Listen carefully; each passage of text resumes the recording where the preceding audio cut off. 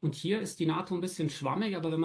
NATO is a bit vague, but if you look closely at the documents, and I have looked at them very closely, it is indeed stated that, of course, the foreign population is the target of cognitive warfare. Here we want to control the narratives of the enemy, but also of our own population.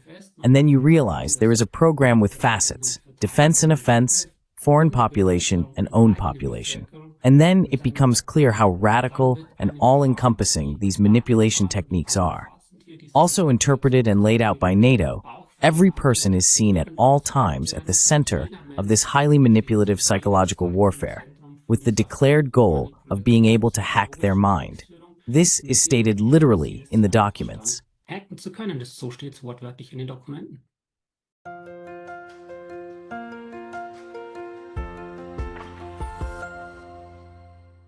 Hallo zusammen, hier ist wieder Pascal auf Deutsch, denn ich rede. Hello everyone, this is Pascal speaking in German again, because today I'm talking with Dr. Jonas Tögel, a research associate at the Institute of Psychology at the University of Regensburg in Germany. Dr. Tögel has been researching for a long time on the topics of soft power, motivation, and propaganda, and frequently writes best-selling literature, including Cognitive Warfare, Latest Manipulation Techniques as a Weapon of NATO, and just recently released War Games: How NATO and the Pentagon Simulate the Destruction of Europe. We want to discuss these two topics today in two parts. Dear Dr. Tögel, it's great to have you here. Lieber Herr Dr. Tögel, schön, dass Sie da sind. Dr. Tögel, thank you for the invitation. Die beiden Bücher, die Sie geschrieben haben, sind faszinierend. The two books you have written are fascinating, and you also mentioned in our preliminary conversation that they logically build on each other. We would like to briefly discuss the first book, Cognitive Warfare. Could you perhaps broadly explain what cognitive warfare is about? How does NATO work with it? And what should we absolutely know about it? Und was sollten wir unbedingt darüber wissen? Also, wenn ich die kognitive Kriegsführung mit So, if I were to explain cognitive warfare in one sentence, I would say cognitive warfare is the most advanced form of manipulation that exists today. With that, I've already understood a lot. This is a very concise sentence, and it doesn't come from me, but from Marie-Pierre Raymond. She is a Canadian defense expert, and she says this sentence in connection with an innovation competition on cognitive warfare that was announced by NATO in 2021. This means we are dealing with an official NATO program in cognitive warfare, which has existed as such since 2020 or 2021, and it's simply a program that is an umbrella term for psychological warfare. That already existed. Psychologische Kriegsführung, die gab's schon. Informationskriegsführung, die gab's auch schon. Information warfare has existed before. War propaganda has existed before. Cognitive warfare essentially encompasses all these sub-disciplines as a collective term. It consolidates all the manipulation techniques we already have, intensifies them, and also looks at how these manipulations can be further advanced in the future. And now one might ask, wait a minute, why is psychological warfare? Why is cognitive warfare? Why are our thoughts and feelings even a part of warfare? Don't the military fight with tanks, ships, and airplanes? I have to say that this distinction between hard and soft power is very important. To briefly touch on it, hard power is military force. Those are the tanks, the ships, the airplanes. Das sind die Panzer, die Schiffe, die Flugzeuge. Dafür hat die NATO auch für sich selbst Kriegsschauplätze. For this, NATO has also designated theaters of war for itself, at sea, on land, and in the air. In these, battles are simply fought with these hard power weapons. And then we have a new theater of war, space, since 2019. We have had the internet since 2016. This means we have these 5 theaters of war that already exist and are already being fought on. And now, however, there is a shift in significance away from this hard power, away from military force, towards soft power. And soft power is simply the battle for our thoughts and feelings. Der Kampf unsere Gedanken und Gefühle mit einem Beispiel erklärt, wenn ich sage, wie kann man einfach... To explain with an example, if I say, how can we make this distinction so tangible? Then I would say, think of Plato's allegory of the cave. To briefly outline it, perhaps we could also display an image here. But you see, people are trapped below in a cave, and they have illusions projected onto the wall.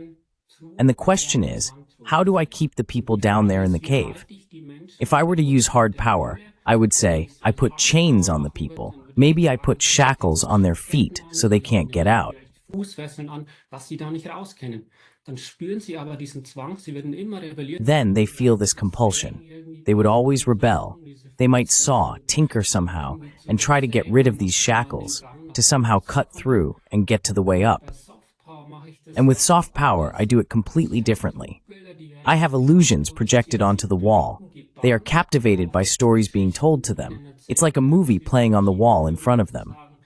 They don't even realize they are trapped because they are so captivated by the illusions that actually blind them. They are influenced by these soft power techniques, if I break it down on a psychological level. These are influence techniques that affect us in such a way that we don't even notice. So beeinflussen, dass wir es gar nicht mitbekommen. Wir haben keinen Widerstand dagegen. Deswegen eben diese Soft Power. We have no resistance to it. These are precisely those soft power techniques.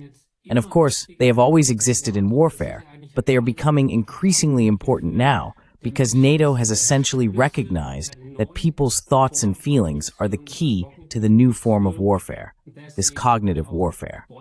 Therefore, logically, a new sixth theater of war will emerge, a sixth theater of war for NATO, in addition to the 5 that already exist, and this sixth theater of war will be the human being itself. One can already become aware of the radical nature of this program. It will be called the human domain or cognitive domain. Wird heißen Human Domain oder Cognitive Domain, da läuft die Diskussion gerade noch, ist noch nicht entschieden. The discussion is still ongoing and hasn't been decided yet. So it's either the whole person, or, in quotes, just our thoughts and feelings, our cognitions, which are at the center of this warfare.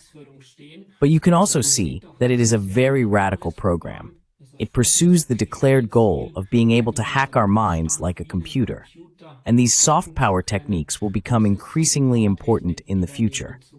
Cognitive warfare as such is an official NATO program, but it's also important for me to point out that this battle for thoughts and feelings is happening globally. Dieser Kampf um die Gedanken und Gefühle, der läuft global.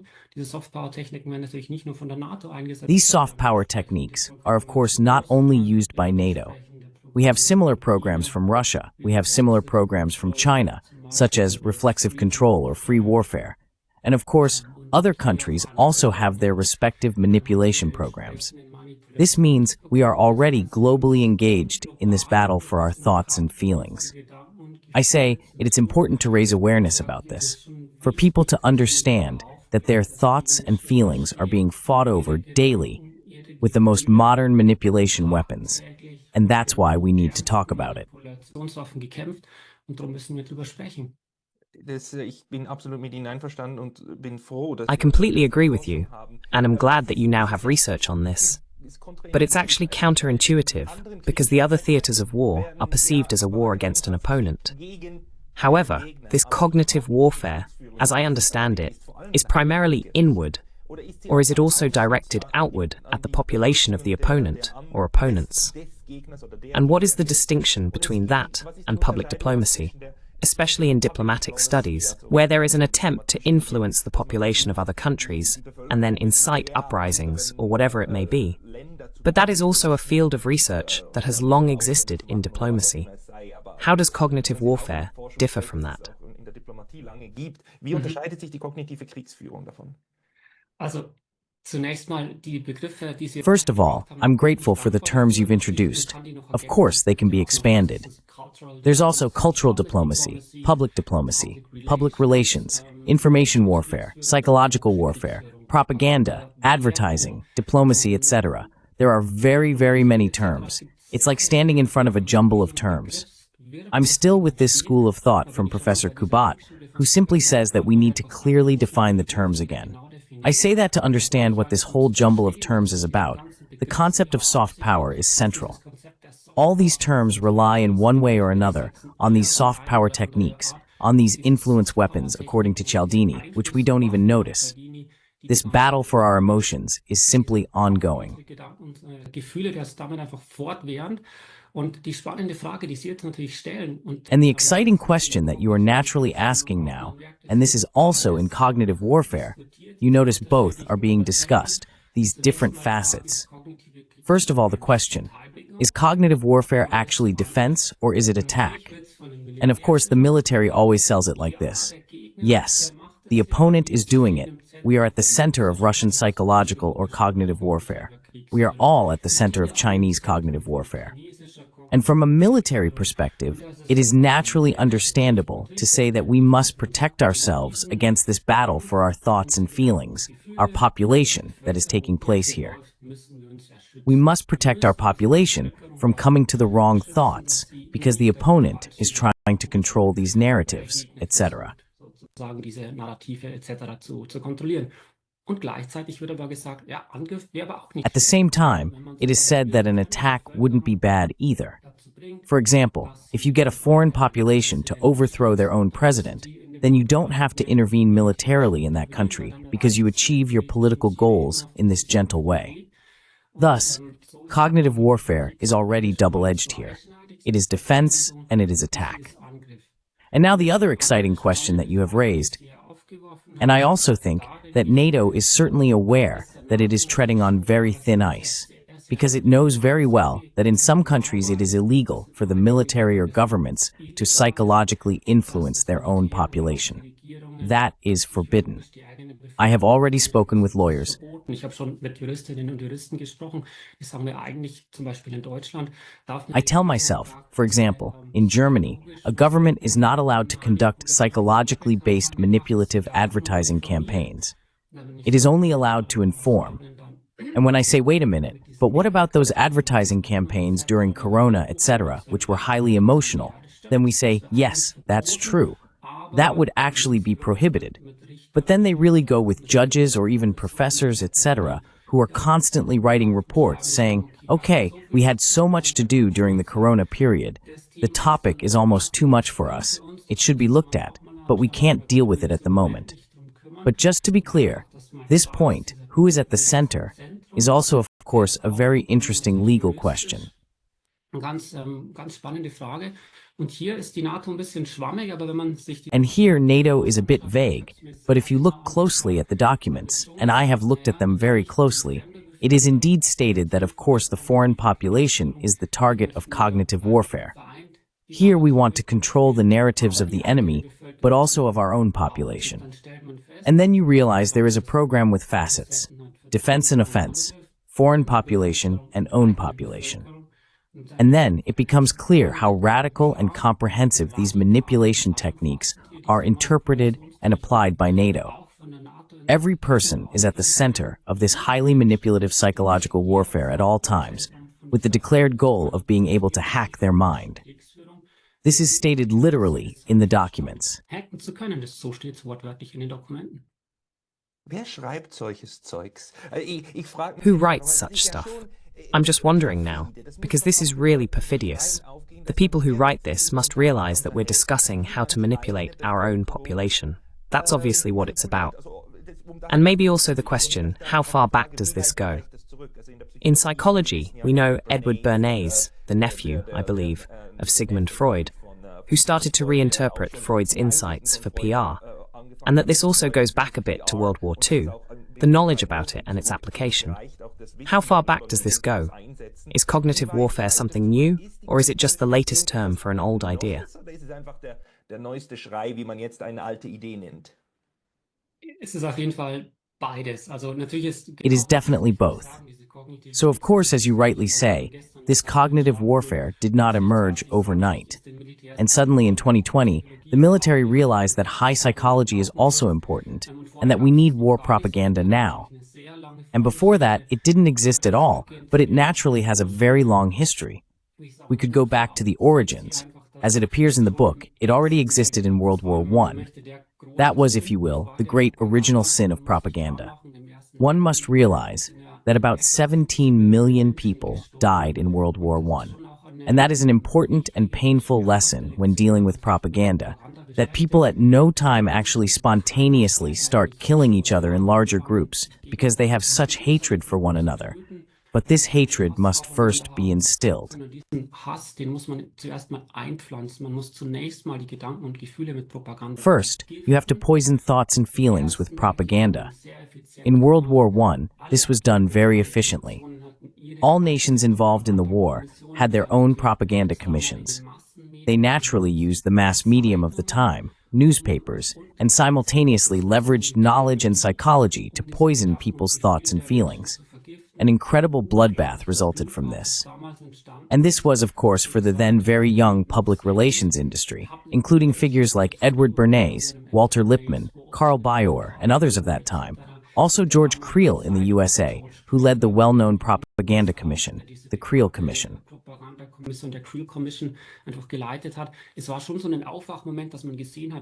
It was indeed a wake-up moment to realize how extreme it is, right? What kind of power tool we actually have with these new possibilities. And what came together were mass media, which hadn't existed like this in history before. Newspapers back then, and then radio came along. Later we had television, etc. And psychology, that is, empirical science, social sciences, the knowledge about the human psyche, both were combined, and both already created this dangerous cocktail of very efficient manipulation 120 years ago. And today, of course, it has become even more acute. Psychological research has made progress. Today, we not only have newspapers, we not only have television, we not only have radio, but we also have the internet.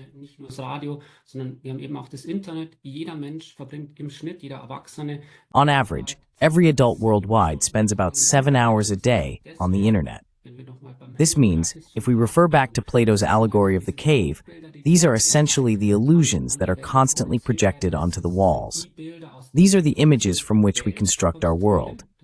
This means we can't just travel together to Russia, then to China, then see what's happening in the USA, and form an impression on sight.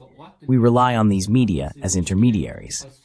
As a result, today, with a lot of media consumption and a very sophisticated, detailed understanding of the human psyche, we've intensified this cocktail even further. And we have the most advanced manipulation techniques that have ever existed in history.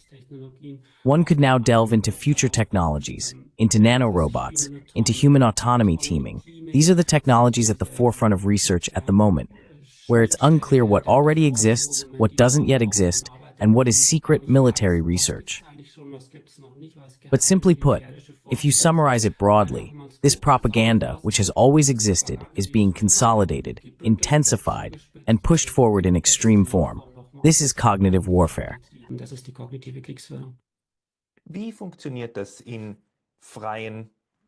How does this work in free societies? Germany, Switzerland, Japan, the USA, where we assume that the media, well, they might have a state mandate, they might have certain tendencies, left, right, whatever, but they are not directly controlled by the NATO headquarters in Brussels. We also know from Noam Chomsky that he has described mechanisms, but how is this cognitive warfare practically implemented by NATO? Or what are the plans to practically implement it?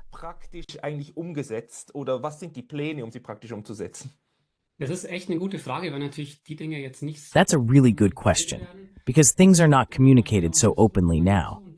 There are occasional investigations into this, and indeed, a lot more research is needed.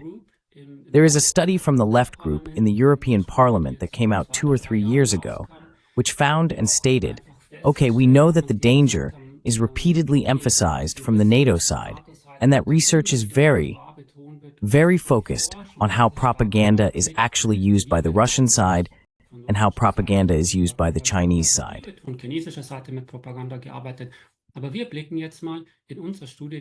But in our study, we are now looking closely at the question you just asked, and examining how NATO actually does it, and how our media landscape is structured, and how it manages to ensure that this information reaches people in a way that aligns with NATO's interests. And they have found that there is a network of think tanks that provide experts who can then appear on relevant talk shows, etc. This means there are already networks being built in the background that are not yet fully researched, but this could be an indication. Another indication, I would say, is that we need to look at this integrity initiative.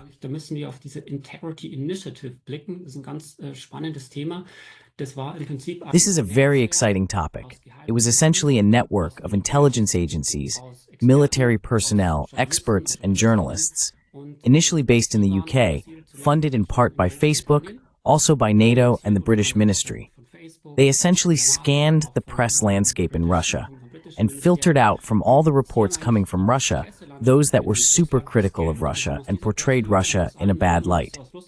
So, for instance, when a government critic was arrested, when there was an anti-government demonstration that was suppressed, or whenever there was a political scandal.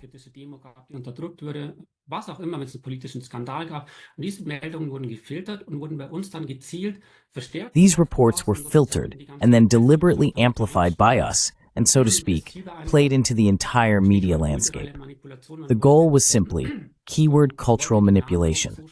The aim was to make Russia look as bad as possible from NATO's perspective, so that the image of Russia would be negatively shaped among our populations.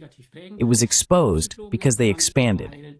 They then formed clusters in other countries because they not only reported negatively about Russia, but they also started to become active in domestic politics, which is, of course, very, very close to the border of illegality. Was natürlich schon sehr, sehr nah an der Grenze zur Illegalität auch ist. Sie haben zum Beispiel Jeremy Corbyn.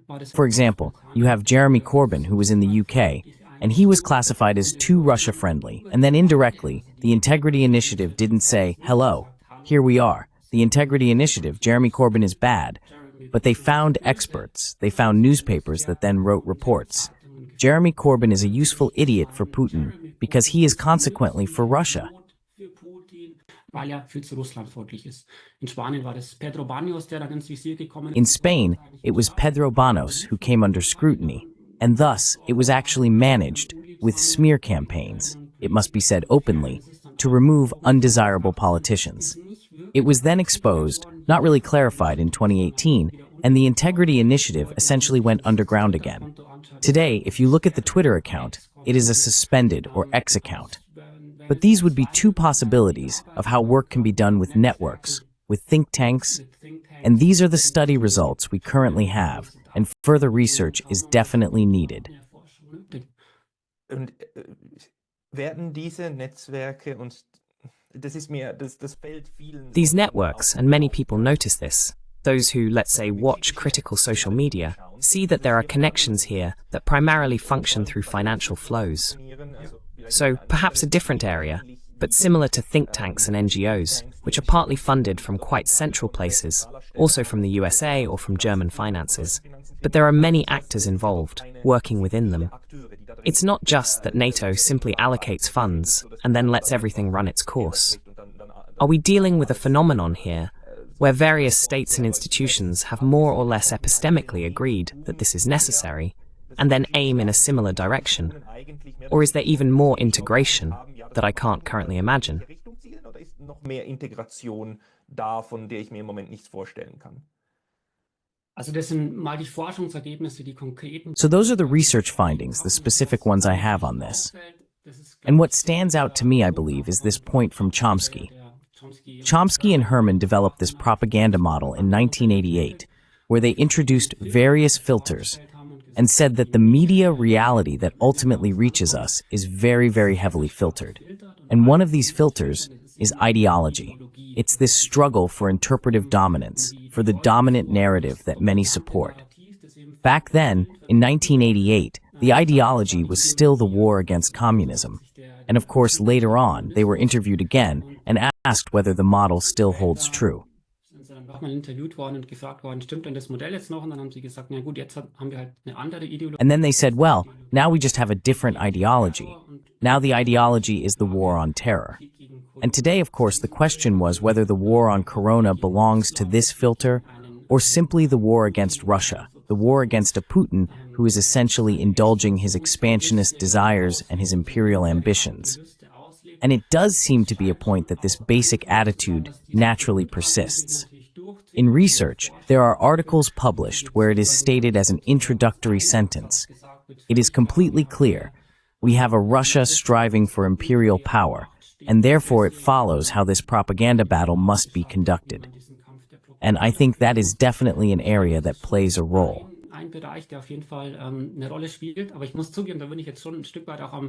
But I have to admit, I would be speculating a bit on how exactly these networks look. And that is, of course, also the problem when you think, for example, of Operation Mockingbird by the CIA back in the Cold War era, where intelligence officers and military personnel tried to influence reporting. This happened in secret, meaning they were sitting somewhere in the editorial offices, sometimes simply feeding journalists information. Initially, the information was accurate, and then the journalists naturally developed trust in the source, and then there was information that was no longer accurate and was simply manipulative. And so it is very, very difficult to prove.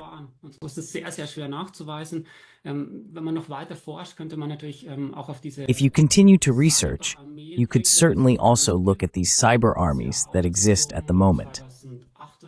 It came to light in 2008 or 2009.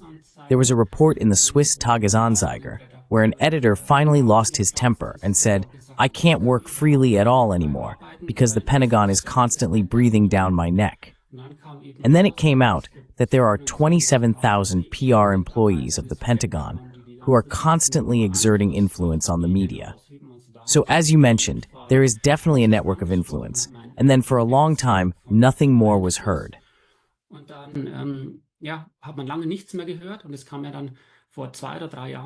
And then 2 or 3 years ago, there was also this report that there is now a secret department of the Pentagon, the largest secret army in the history of mankind, according to this article. 60,000 PR employees of the Pentagon who also have the task of going into social networks, creating accounts, posting messages, and influencing reporting. And these are all points where I say, we are obviously already dealing with a blatant manipulation of the media landscape.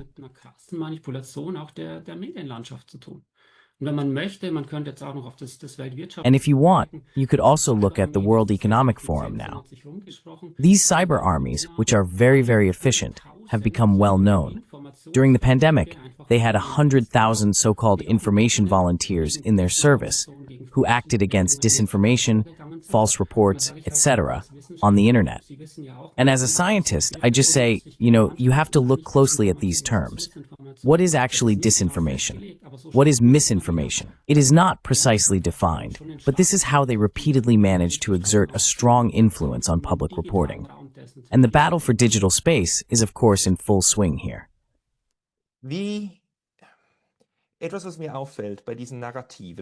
Something that strikes me about these narratives, and you also describe this in your second book, which we will discuss shortly, is that a cornerstone of these narratives is that they are extremely simple, very simplistic, extremely so.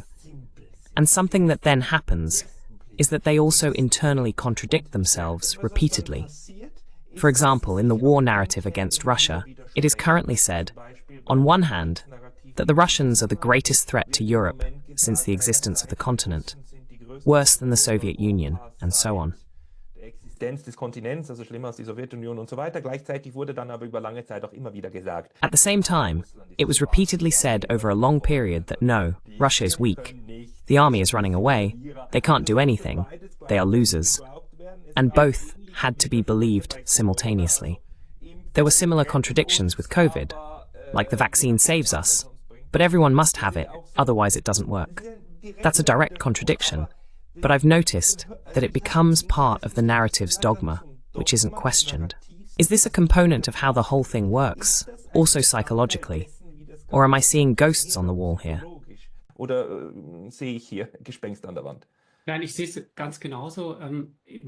I see it exactly the same way.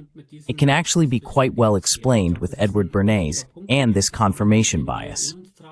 I believe that's an important point in this context that we carry within us. The confirmation bias essentially states that we are all built in such a way that we filter out new information. Specifically, we ask whether the new information fits with what we already know or contradicts it. If it fits and confirms what we already know, then we accept it and say, great, it fits, excellent information, I've learned something new again.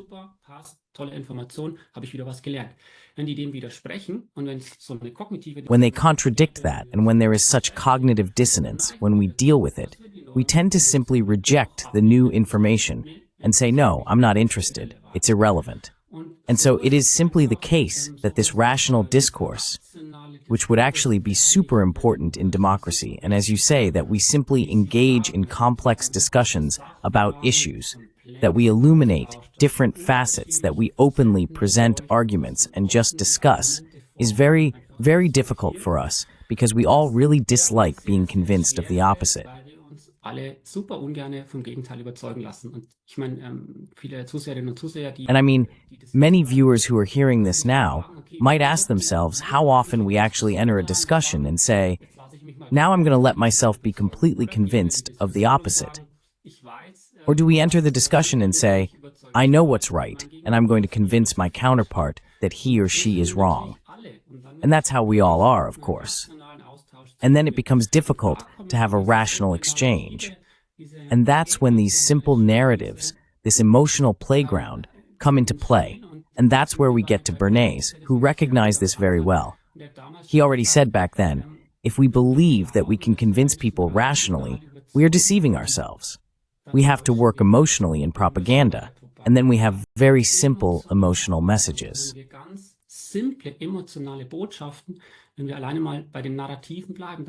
If we just stick to the narratives, it's simply a story where it must be completely clear who the enemy is, who is currently evil. If it were inhumane, then there's always this demonizing devaluation at play. The opposing president is a devil anyway. That's also a strategy. We've already had that in the First World War. And as you say, then you have super simple narratives that don't make much sense when you look at them rationally. In the First World War, there were posters, for example, in the USA from this Creel Commission. They had grotesque faces, really with bared teeth, etc. And they also had a helmet on, a spiked helmet, which was supposed to represent the German soldiers.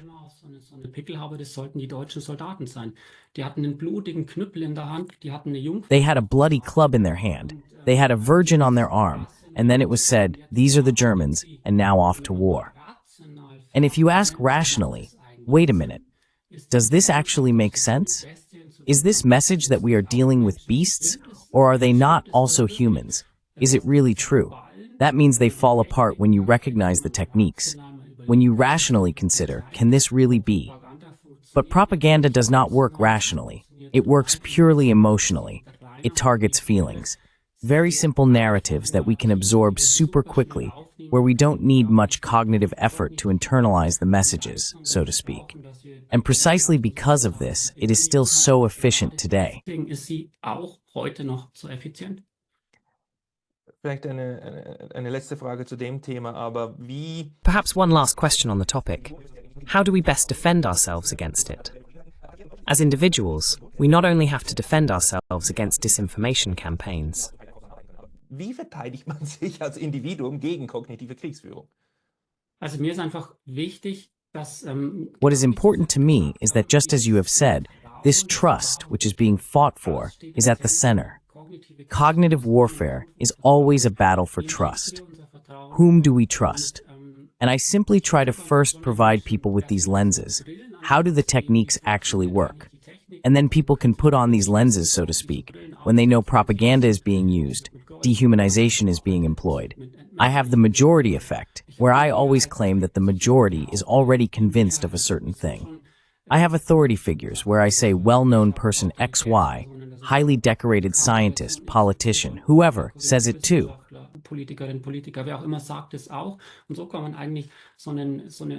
And so you can actually build a toolbox of manipulation that works very, very effectively in combination.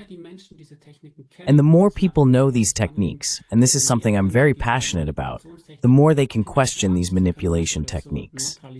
They can neutralize manipulation when they realize that cognitive warfare always seeks approval for acts of war.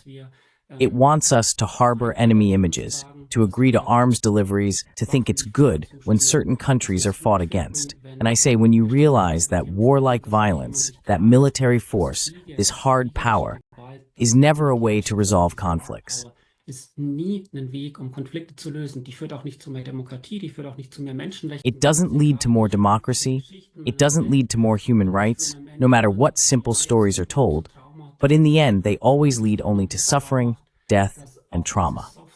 And if we also realize that these soft power techniques, this manipulative interaction, ultimately do not lead to more democracy, not to a rational discourse, to a well-founded exchange of ideas, that we ensure we do not devalue or manipulate each other, that we resolve conflicts without violence, and that we very carefully ask ourselves, whom do I trust now? If we succeed in this, then we have already neutralized cognitive warfare to a great extent, and I am also convinced that we can achieve this. Und ich bin auch überzeugt davon, dass wir das schaffen können. I'm glad that we are ending the first part of the conversation on such an optimistic note. We'll be right back with the second part. Zum zweiten Teil.